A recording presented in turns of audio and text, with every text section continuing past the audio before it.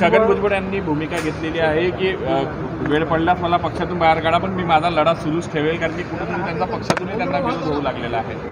पहिली गोष्ट तर मी अतिशय स्पष्टपणे सांगू इच्छितो की आमचं सरकार कुठल्याही परिस्थितीत ओबीसीवर अन्याय होऊ देणार नाही. स्वतः मुख्यमंत्र्यांना देखील हे स्पष्टपणे अतिशय माहिती आहे की ओबीसी समाजाचं संरक्षण आपल्याला करावंच लागेल. त्यामुळे त्यांचीही भूमिका ही तशाच प्रकारची आहे.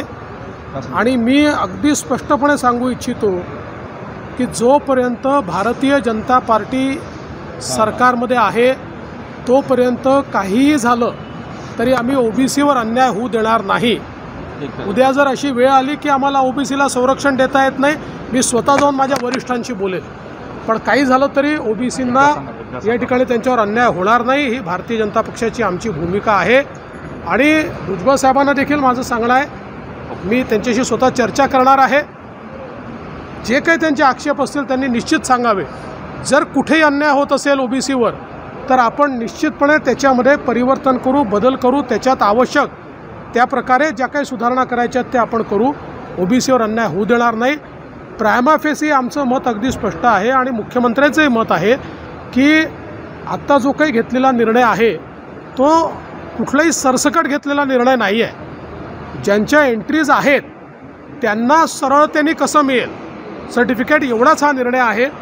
त्यामुळे जे काही मीडियामध्ये येत आहे, जे काही आकडे मीडियामध्ये येत आहेत, जे काही वेगवेगळे विषय मीडियामध्ये येत आहेत, या विषयांवर दोन्ही बाजूने म्हणजे ओबीसी समाजाच्या बाजूने किंवा इकडे मराठा समाजाच्या बाजूने रिॲक्शन देणं हे अत्यंत अयोग्य ठरेल.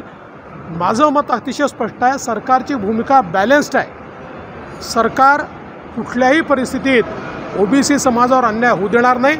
आणि मराठा समाजाच्या आरक्षणाच्या संदर्भात आम्ही प्रोसेस सुरू केलेली आहे. त्यामुळे जे काही कायदेशीर प्रोसेस करून मराठा समाजाला आरक्षण द्यायचं आहे त्या संदर्भात राज्य मागासवर्ग आयोग पूर्ण कारवाई करत आहे.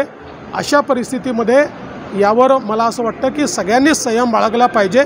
मी पुन्हा एकदा सांगतो, भारतीय जनता पार्टी जोपर्यंत सरकारमध्ये आहे आम्ही ओबीसीवर अन्याय होऊ देणार नाही.